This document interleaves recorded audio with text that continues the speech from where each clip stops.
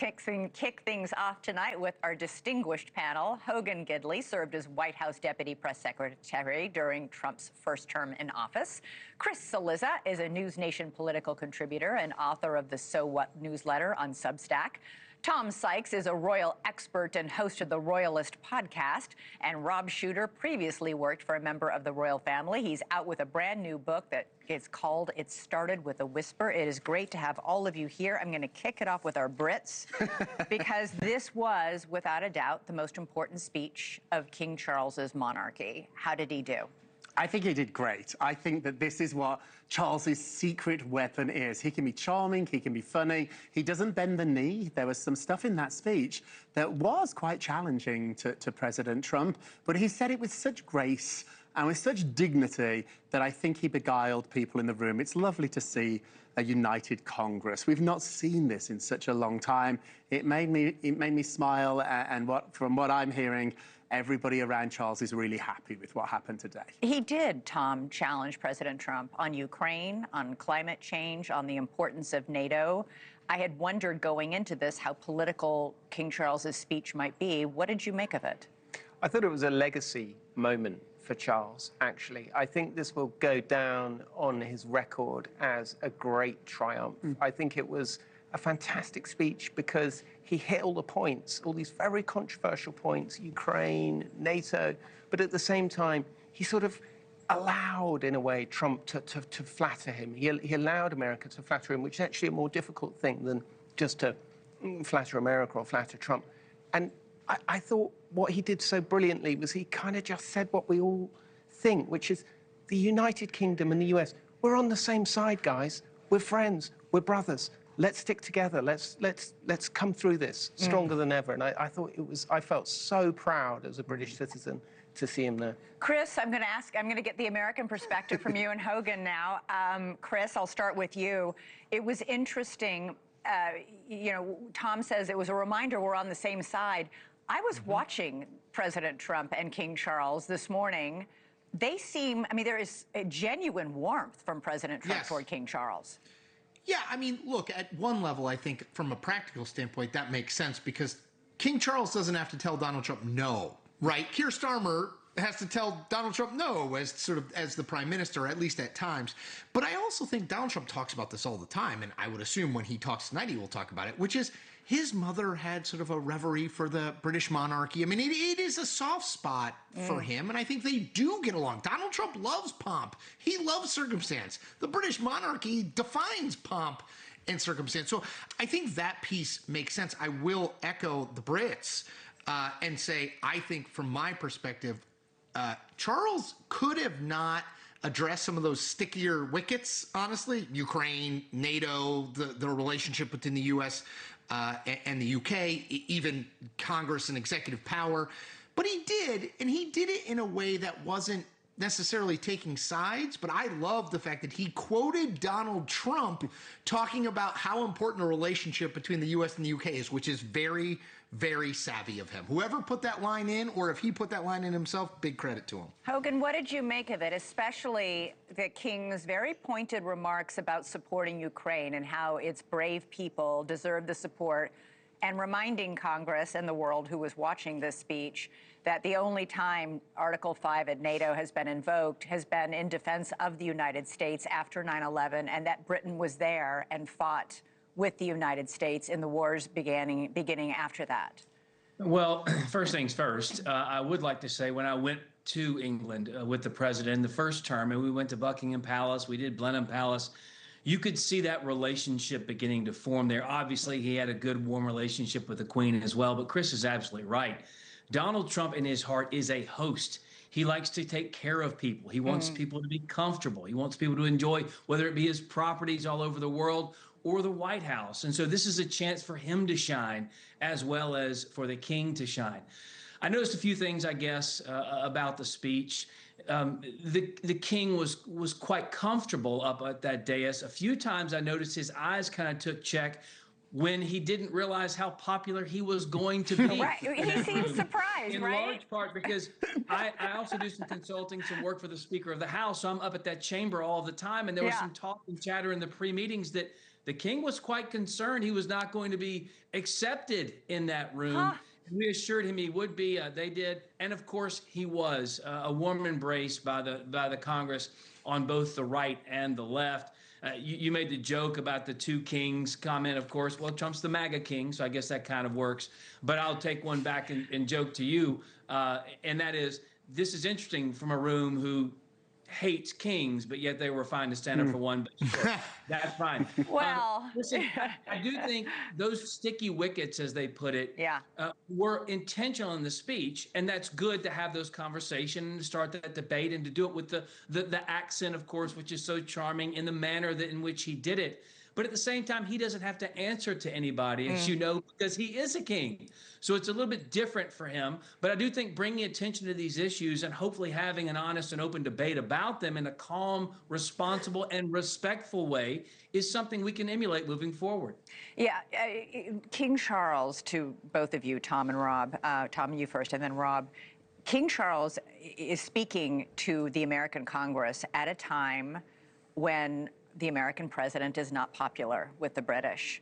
But you know who's also super unpopular with the British? Their own prime minister.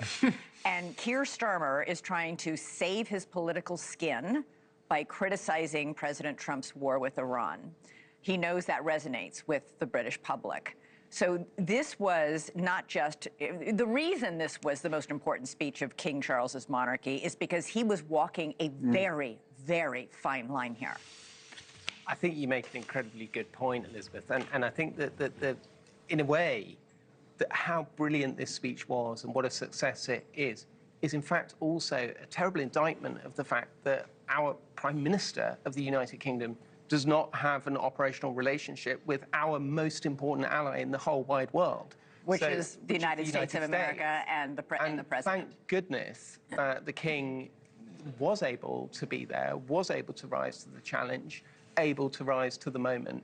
And of course, as everybody says, it's a different relationship. And I think that, you know, there are all these arguments for, should the King not go because, you know, Trump said something about our aircraft carriers being toys or whatever, or, you know, being rude about the Falkland Islands.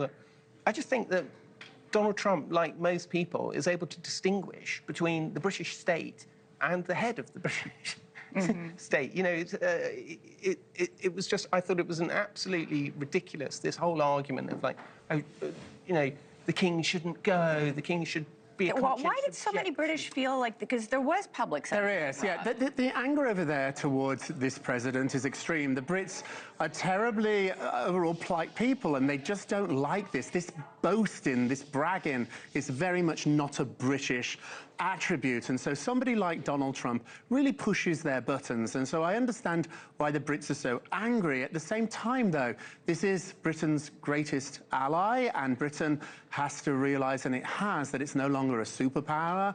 Some people would argue it's not even great anymore. It is a smaller country that seems to be getting smaller and smaller as it leaves Europe. And so this is a very important relationship. I think the Prime Minister was brilliant sending the King. I think he flattered the president, and having a king there is different. We have interviewed, we have met a lot of politicians, we've met a lot of celebrities. When you meet a member of the royal family, it's different. There's very few of them. There's something really special about it, and the president loves this family. Well, Chris, the president also feels that way, clearly, because he has talked very often with great fondness about the Queen and the rest of the family. What do you think? You know, obviously there was a lot of, this was a PR move. Sure. And done by Britain as well as by the King himself, and perhaps at the behest of the Prime Minister, who knows, you know, this is, even while he rants and rails at home against President Trump and the war in Iran, he needs the United States and he needs President Trump. Yeah, well, I don't know if it was Tom or Rob, but they said sort of the King as secret weapon. I think that's very true. He's political, but also kind of above politics. It's a very unique role that you obviously don't have everyone in the world. Usually you meet with the president of France or the president of the chancellor of Germany, whatever. So I think that is true. The other thing I would say is, I talk to my kids about this all the time. They're like, so-and-so teacher, they're such a pain. I don't want to go meet with them. I'm like, look, the teachers, your relationship with that teacher is important. in the same way that you don't have to love them. You don't have to even like them, but you have to make it work. And that's how I feel with Keir Starmer. It's like, whatever you think of Donald Trump, it's true of Mexico, it's true of a lot of our allies, whatever you think of Donald Trump, it's not possible to, you can't just let that relationship wither on the vine. You just can't. That's part of the job. And yes, I know, take the point. Donald Trump may be the most un-British person possible, right? He's incredibly braggadocious. He's like the best example of new money that we've ever had, right? I mean, there's so many ways in which he's un-British. But if you're Keir Starmer, your job is to make it work. Period, full stop. Yeah. Hogan, do you think that this visit from King Charles, this speech this afternoon to Congress, this dinner that is about to start right now, we're expecting Tim Apple, Jeff Bezos, Robert Kraft. It's a very hot ticket. Sure. I guess mine got lost in the mail. Sure. I was all dressed up and ready to go. I do. You know, it's funny. The Brits were talking about his bombast, his bravado, as Chris, and how it's not very British. Right, because we all know Parliament is such a calm place I know. without Actually, any type you're of right. insults or very low speaking. Touche, well said. Exactly. You know, I'll tell you one thing I think is interesting, too. I do believe the king prepares for these moments in a way that Donald Trump does as well. And I'll tell you just a quick anecdote. When we were over there the first time around in the American ambassador's residence, I was in a portico, in a hallway, rather, with the president and then the prince, Charles, now the king. Just us three. And Donald Trump looked at me and said, Hogan, how is this playing over in America? Are we getting good press? And I said, Mr. President, it's really good. Actually, I'm kind of surprised with the way they're covering it. And King Charles, now King Charles, then Prince, leaned in and says, even CNN? And I started laughing because I thought, even he knew if he wanted to get on the president's good side, let's just take a shot at CNN in this hallway. So these kinds of things always fascinate me at how they can go to kind of build relationship for the future. And Chris is absolutely right. We have a difficult relationship with England right now. And yes, they do need us. We fund a lot of things. We have military bases, a lot of relationships. We share intelligence. But one of the key important, I think, aspects of a good relationship with an ally is not just that you share trade and that you share intelligence, but that when you need someone to come to your aid, that they are there. And I think that's one of the things that is frustrating Donald Trump right now. And again, he can separate the king from the prime minister, of course. But he feels as though these countries that we help pay for, whether they be in relationships like NATO or whatever, long-standing relationships in which these countries have publicly said Iran cannot get a nuclear weapon. Iran is a global threat. Then the movement happens by America, and he's looking around going, where are our partners and allies in this? I think there's some legitimate complaints to be made. All right. And I think a lot of our allies said, hang on, you didn't even tell us you were going to do this.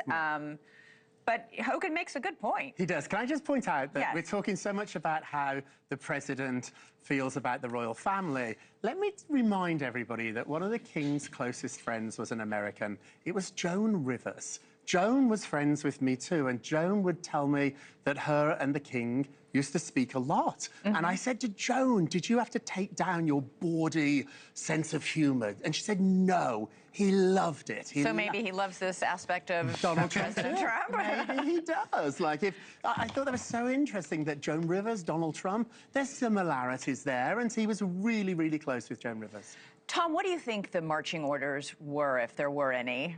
Because I'm not sure anybody gives the King of England marching orders, but he knew what his job was to do here. Do you think he feels after the speech this afternoon, and as we wait, I think we're about 1 minute away from the motorcade arriving at the White House with the King and Queen.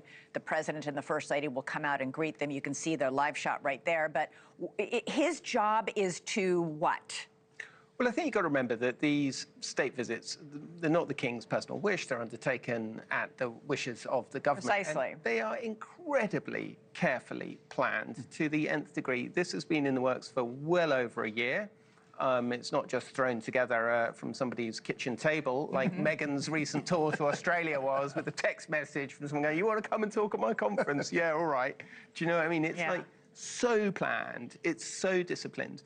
And the advantage that the royal family have over, somebody like a certain resident of Montecito trying to organize their own tour of wherever they were going, is that they have, these days it's about 3 or 4 people who'd been working full time on this for several weeks before it happened.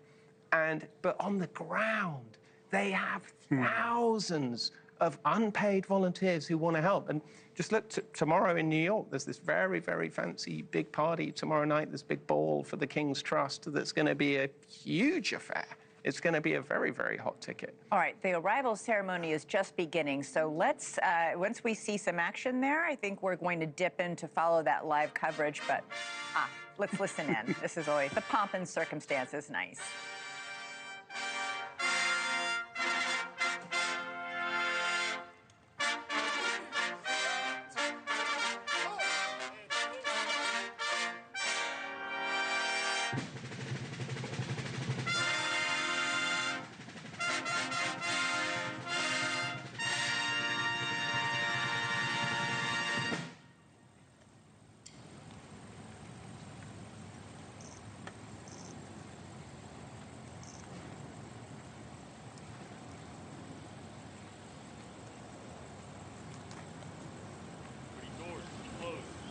Shut. Face. Forward march.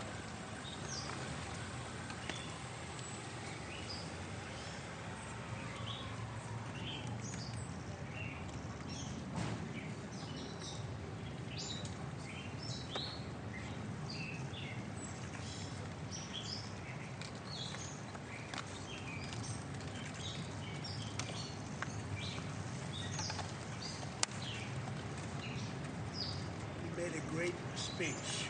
I was very jealous.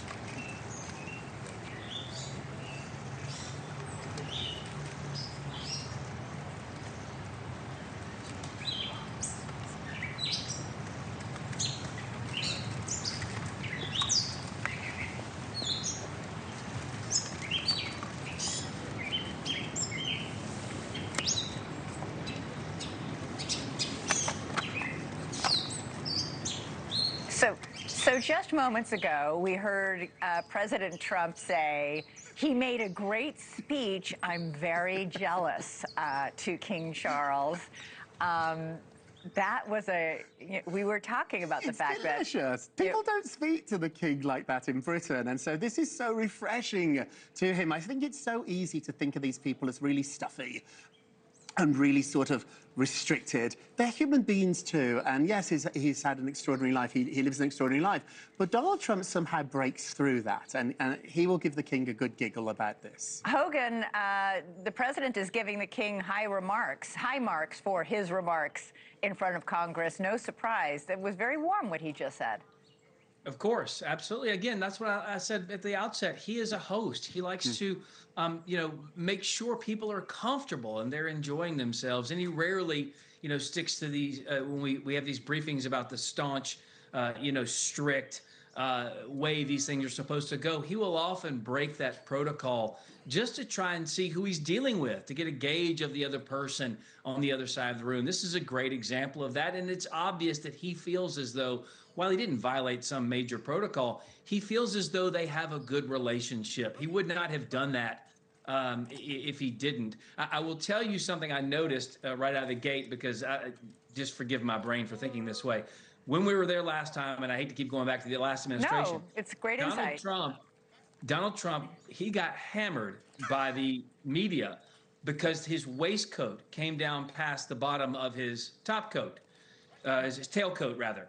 This time it didn't. You see, it's now flushed together, and I was like, aha. And also, he had on a pocket square, which he never wears either. So little details like that, I realized, wait a minute, after this last visit, they said, how can we make things a little bit different? It seems like one of those protocols was changed there on the wardrobe for at least the President of the United States. Well, that is interesting. I remember the waistcoat controversy. I had to deal with it. I got the questions. Really?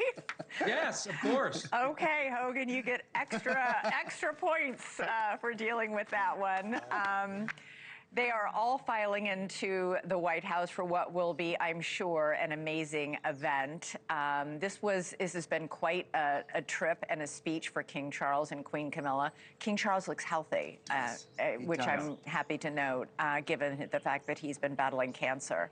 So, Tom Sykes, Rob Shooter, Hogan Gidley, thank you all three for ushering us through this very big moment at the White House tonight.